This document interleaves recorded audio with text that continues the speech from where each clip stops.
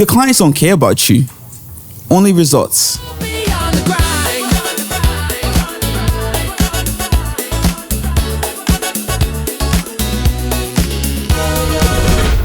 What's going on, beautiful people? Welcome to another episode of Beyond the Grind. BTG. Hey, if this is your first time tuning in, welcome. And please don't forget to hit that subscribe button so that you don't miss out on any of our future content. Our podcast is for the doers and the dreamers who want to take their lessons and turn them into actions. My name is Kay. I'm Alan. And I'm Tosin. And today I want to talk about, a topic that, kind of gets overlooked whenever anybody is trying to go into business. But trust me, they end up finding out pretty quickly once they jump into business. And that's just, hey, no one is going to humanize you as a business owner. They just want results. Yep. For example, so we, as a CPA firm, we have a bunch of clients that we do work for and so on. But from time to time, we start getting into a backlog, right? Maybe let's use tax preparation, right? We're trying to do your taxes and so on, but we say, hey, we're going to turn it around in 5 days. But that employee gets sick. Or your manager gets sick. 5 days comes like this. Everybody, what's going on? You guys are true to your word. What's that? I need my thing now. I want to. Are you talking about me? No names. No names. All right. So, I'm always like, I have this thought in my mind. I don't know if it's right or wrong, right? When it happens, but I'm like, wait. Can't we just give each other a little bit of grace for a bit of imperfection that happens through business processes? No. Because it depends, right? Here's where I'm going, right? Okay. Most of my clients are also entrepreneurs. Okay. Right? So they know. They know. No matter how best of a foot you try and put forward, no matter how much like you say, hey, I want to execute a white glove, 5-star service, best ever, give me that 5-star Google review, whatever. It's almost impossible to always execute at a top level. Man, so if you know you won't execute at a top level, can you give me some grace? May I interject? I will say that it depends on what's at stake. One. Okay. Two, it also depends on how much I'm paying you. Okay, look, I'm gonna let you land. I'll let you land. You can't go to 99-cent cheeseburger and it's, you know what I mean, and then to make demands like you're going to Trulux or any of those 5 stars, right? I'll let you land. You can't make the same demands. You can't be mad when they have your stuff late, right? You can, but it might be misplaced. Like you got what you paid for. But if you're a Trulux and they mess up your stuff and they take forever, they don't sit you, and they said they were gonna get you there. You're there, you're trying to impress this person, and you wait for an hour and a half. You're gonna be just like, what? Why am I paying for this? And I'm just being honest, and that's me as a business person. So I think people, entrepreneurs, business owners, all that, we need to understand that no one's gonna understand that. So it does depend heavily on what's at stake for them. Maybe they're on a crunch time and they needed you to deliver, and they went going with someone else versus you because they know you're known for that. And then you drop the ball and they drop the ball as a result. So, that's one of those times where you have to take that one on the chin. But not always. Let's take your example for a second, right? I know you said somebody got sick. Yeah. So it's not like you intentionally dropped the ball, but you got thrown a curveball, right? But here's the reality. Nobody cares about your problem. and I know that sounds very harsh. Like, why don't you have somebody else? Where's the contingency? I know that sounds. You can pay everybody to just have. That's what they expect, though. Like they don't care. The minute you start to understand that your clients don't care about your problem, the quicker you will realize that, look, this is a business relationship. And if you don't know that, business will humble you very fast because I'm not paying you for your problem. I'm paying you for a solution. No, to solve my problem. That's why you're paying me. Right. You know? Now, here's the thing. Here's the key element here. You know, or should I say, well, here's where the ownership mentality comes into place. You set the expectation 5 days. You got thrown a curveball. One of your employee is now sick. Okay. The expectation would be for you to now recalculate the immediate outcome to determine how long it's going to take. Now that you are now missing one person, is it going to take an additional day? Is it going to?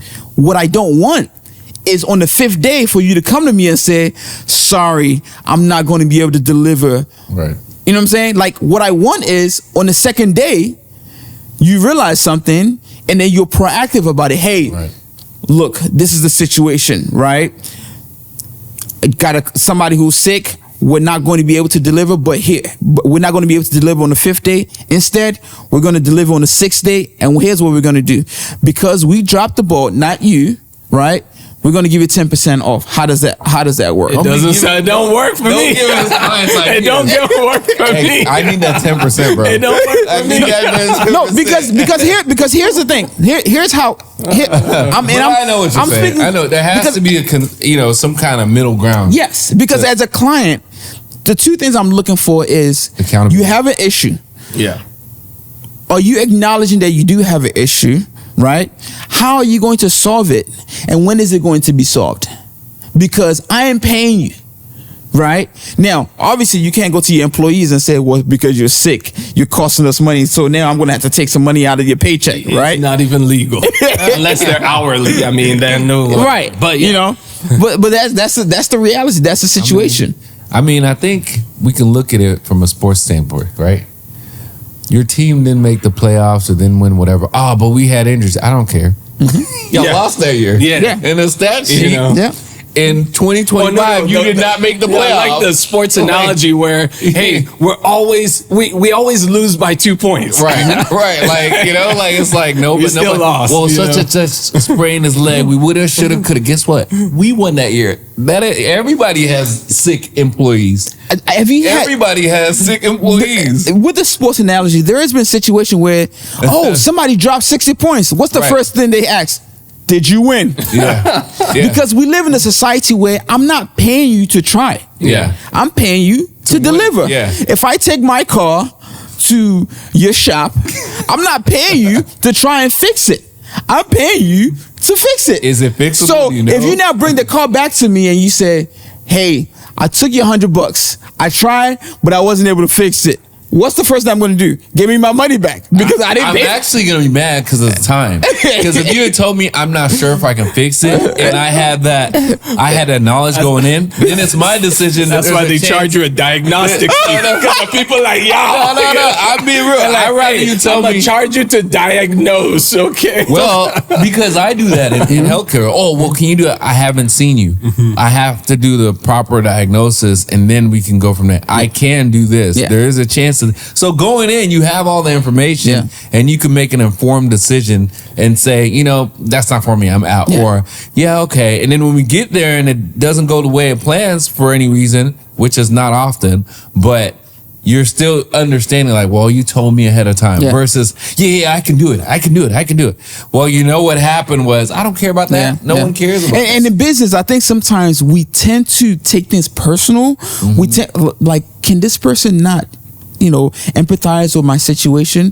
But the reality is that your problems are relevant to you, but they're not relevant to your clients because at the end of the day, they have their own problems. They have their own problems. They have to deliver, and they have to deliver. Keeping them from delivering 100%. So this is why I wanted to come to talk about this because no one prepares you for that. No, of course right? No. Because when you go into business, you're like, I'm going to be the best. I'm going to make all the money. But you're not really thinking about the interaction with your customers, right? This point about they don't care about your problems, it needs to resound really, really loud in all of our viewers. Let me say it clearly. No one cares about your problems.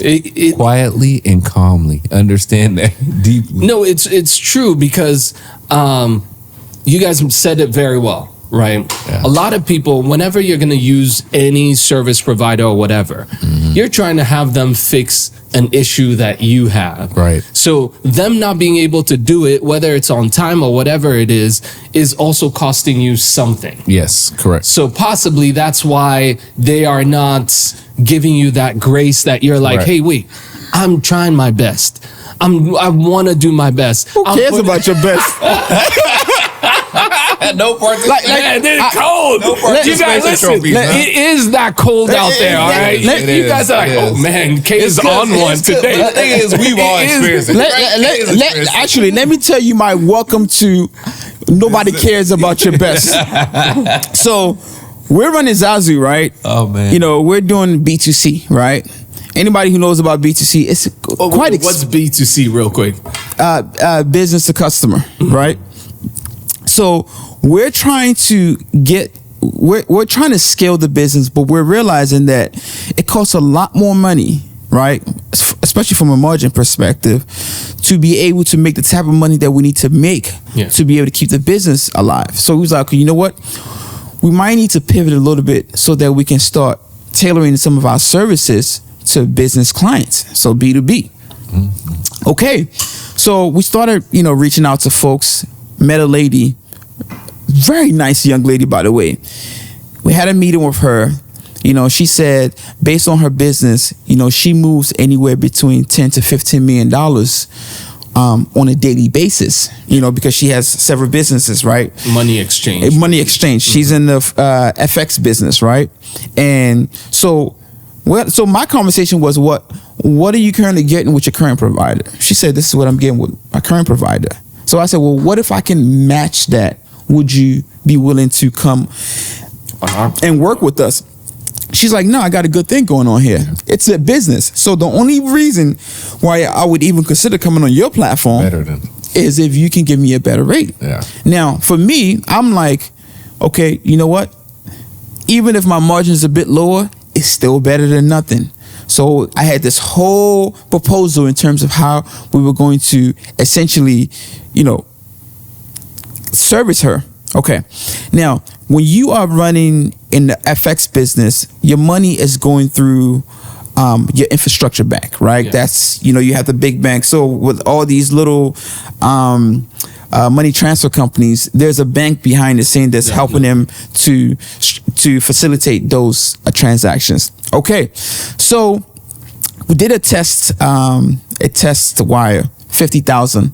Money got there within 5 minutes. The second day we did another test, 150,000 within minutes. She's like, all right, welcome on board. We're happy. I'm like, yes. I started never calculate money that's never hit your account, by the way. That's another episode. You started. I was like, man. I was like, we don't need investors anymore. I said, investor who? I started calculating. I'm like, man, we're good. All right. First day, she hit me up. She said, all right, the first amount that I want to send, $3.5 million. Oh, cool.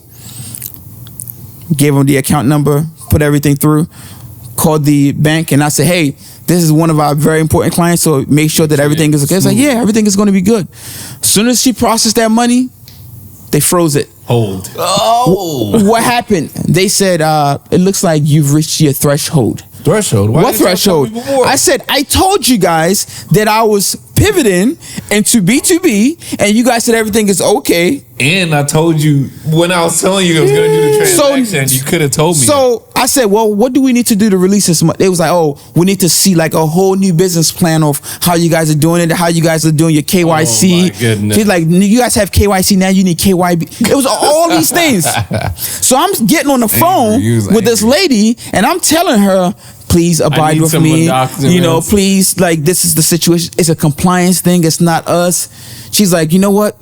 I'm really trying to be patient, but okay. She needs money. So we presented everything. Because she's also moving. Yeah, she's moving money. So and the moving money piece is a trust thing. Yeah. Because now she's got stakeholders that she's got to deal with. That's correct. Okay. So, we quickly put together the document. We sent it to them. they released the money after 24 hours. Now, the plan was for the money to be released within 5 to 10 minutes. So she's already heated, right? So I told her, all right, you know what?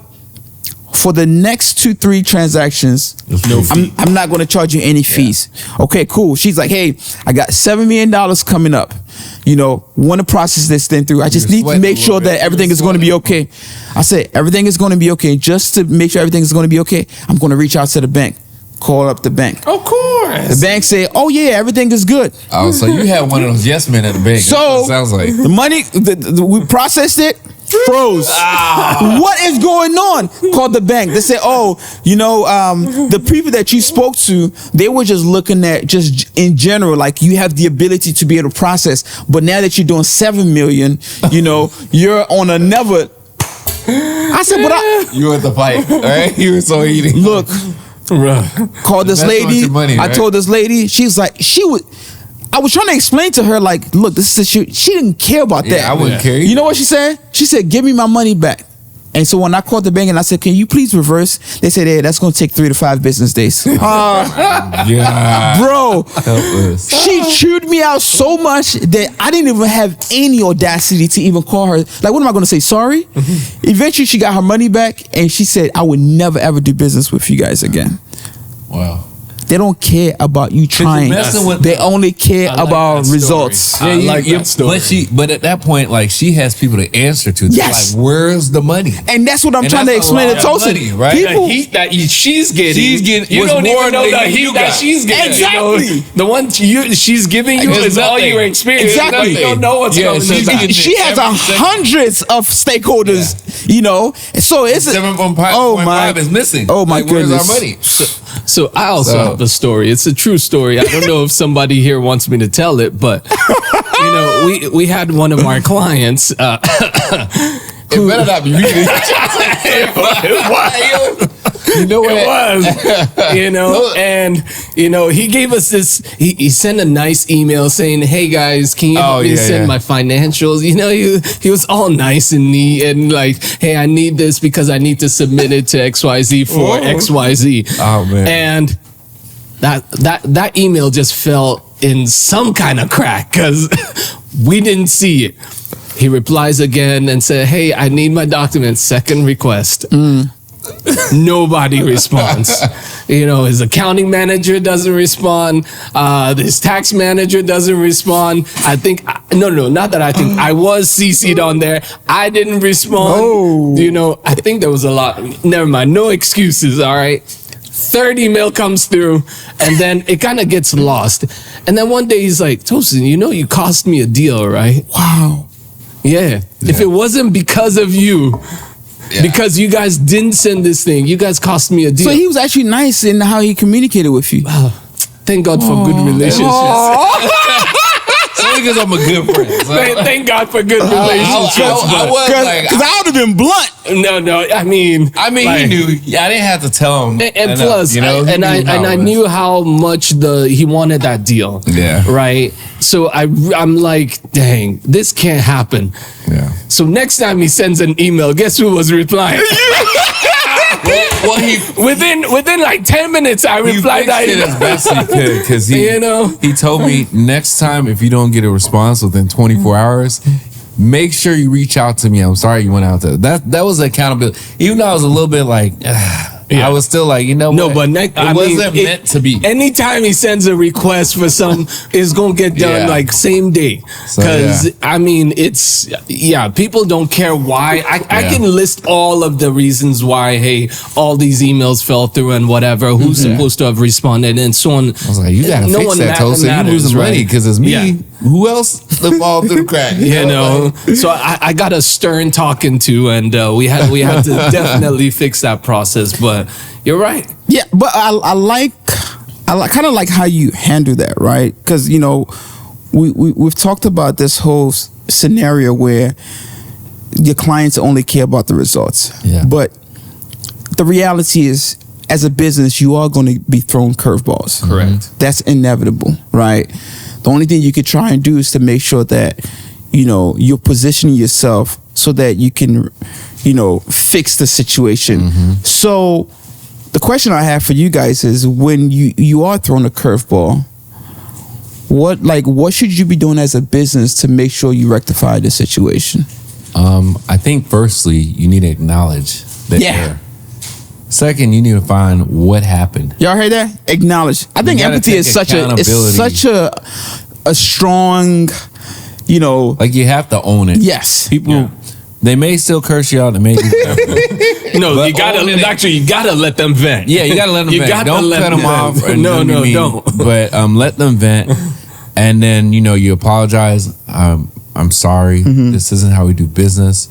Let us make it up to you. We will fix this, and we'll set things in process so this doesn't happen again. We understand if you would not like to work with us again, we would really like an opportunity again to, show you what we're capable of. And then you make sure I will personally handle this, and you get to the bottom of it. Don't delegate it again, because your processes aren't fixed yet. So you need to go take care of it. And your reputation is on the line if you delegate it. Right. So don't delegate it. Maybe later on you can delegate it. Once you resolve and put out that fire, then you need to go back in and say, what happened? We need to have a SOP and standard operating procedures of how this is done. And we need to have a few redundancies. So like he said, I sent an email this way. He had the redundancies. They just did redundant. I like the ownership aspect. The ownership and redundancy. So in my office, whenever we do certain things, you call, you leave us, we have voice ad, we have this, everyone gets a text message. It gets flagged. It's urgent, needs call back, needs this lab. When we do cases, it's on the schedule. Then there's a lab sheet for the person who does a lab. It's on that, and it's on the power pass. So we do 2 to 3 like redundancies for everything. So there's no, you dropped in through the cracks. We all see the message, the summary of the day automatically tells us what needs to be done. And I'll usually text my staff like, hey, did you get back? I already did it, doc. I'm like, man, perfect. Because they know I'm watching, and they know 2 other people are watching. So, like it rarely gets to me. And I do have a wonderful team that makes sure things get done. But the ownership. Wait, before you go on, I want to answer my own version, right? They're similar to Alan's, but my 3 things is: 1, have a way to track those types of issues. Maybe a project management tool, a to-do tool. You mentioned that, right? They have a tool to be able to see, hey, what's still left to be done, what needs to be followed up on, and then you can also hold people accountable with those tools. Secondly, I also mentioned it. I call it bandwidth, right? Or redundancy, but that can get expensive, right? Because sometimes you might have additional redundancies and people aren't fully billable or whatever it is, and it could cost you a little bit of overhead. So really, it boils down to my 3rd thing. You got to step in, unfortunately, just like your clients don't care about you, your employees, they only care so much. If you're lucky to care about you. May not truly see the urgency because they're also going through something, and they're like, I'm sick. Why am I opening up my email? You don't know. Maybe they're throwing up. I don't know. But they're saying, hey, I'm out today. This person wanted it. I'm not going to reply that I can't get it done. And then they could CC to some. They could. That's where I'm going. That's where I'm going. It's not that they don't care, but the priority is not your business. At that moment, it's going to be them. So you can't expect them to be that redundancy and saying that, okay, you know what? Oh yeah, I've implemented, whatever. And, it's not going to fail because there are multiple layers before it fails. I think you then have to have a conversation with the staff. Hey, if you're out sick, please either auto forward your emails to a designated person, right? Or let us know the case you have pending. So then you could go be sick. Well, I wouldn't expect them to do it, because if they're sick, maybe they're not even looking at their phone. Well, I'm saying just, you can auto forward, right? Well, that's what I'm trying to say. So an idea would be just get your IT team to auto forward that email for you instead of relying on the employee to auto forward. If they have an IT team. Oh, well, you set up something somehow. So whoever helped you. So those are like the 3 things I would say. You've got to be part of that redundancy. I like the fact that you guys have mentioned, before we kind of quickly round up, I like the fact that you guys have mentioned the things that you guys need to do internally. But I think that one of the things that we're also missing, you know, because based on my experience, usually when the client is unhappy, right, it's not usually because the business has dropped the ball. So I think one of the things that needs to happen from day one is to set clear expectation. Right. You know, Yes. so just because you see other people getting results within 3 days doesn't mean you're going to get 3 days, because 3 days price is not 10 days price. Amen. If that makes sense. So if you're paying 10-day price, That's what we talked about. You know, 99-cent burger. you know, if you're paying 10-day price, you're not going to get a 3-day service. But also don't advertise as if you're a 3-day service. That's why I say when it's a 10-day service. That's why I say 10-day set price. clear expectation. Yeah. Now, when when life does throw you curveball, communicate early. Yes. That's the biggest thing, right? Yes. Even before you take ownership that we messed up, you need to communicate early and let them like, hey, this is happening. At least what you're doing is you're prepping their mind to know that, hey, you know what, I'm expecting this tomorrow or next You're week. giving them time to make their own moves. On their Exactly. back end, Should they need to communicate with other stakeholders? Does that make sense? But yeah, that's kind of how I look at it. Round us up, Tosin. You just You want to? no. You gave me an idea. You know, so Producer says we gotta go. It's like you talking to, buddy, so right? it's an internal process I thought about implementing, and it's like it's part of that auto forward.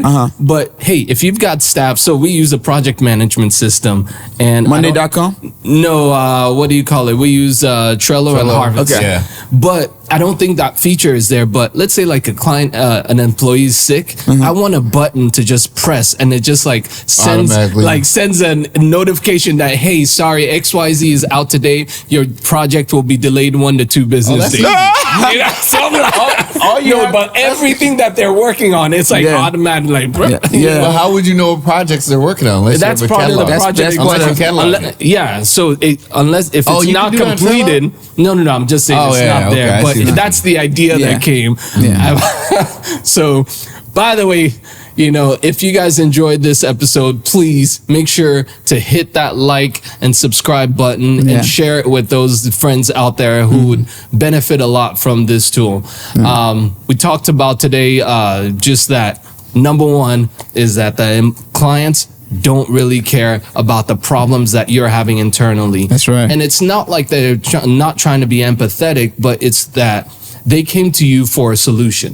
They came to you for a service, and you don't know what else is behind them or what is dependent on the service that you're providing. So it's you not being able to perform at your best because of whatever reason is also creating some domino effect for them. Yeah. So if you like this content, like I said, make sure to go to gobeyondthegrind.com and subscribe to all of our platforms. Until next time, Peace.